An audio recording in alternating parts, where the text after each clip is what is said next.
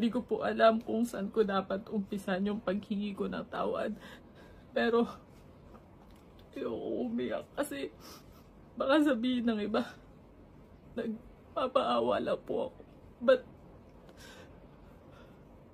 gusto ko lang pong humingi ng tawad sa BGYO, sa Star Magic Film,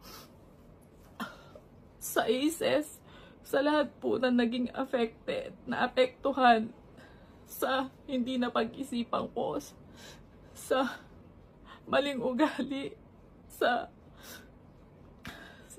pinost ko po na hindi pinag-isipan. Alam ko po, hindi ako pwede magrason na hindi ko pinag-isipan yung post ko. Opo, hindi ko na po ipagtatanggol yung sarili ko doon.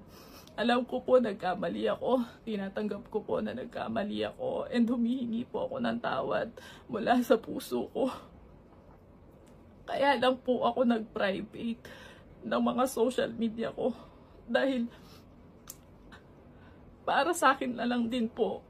Kasi ayoko po mabigla sa mga nangyayari. Dahil may sakit po ako na connected sa puso. Kaya ayoko po mabigla sa mga pangyayari. Lalong-lalo na po yung pamilya ko. Ayoko pong madamay sila sa ganito. Hindi. Lalo na ngayon lang nangyari to.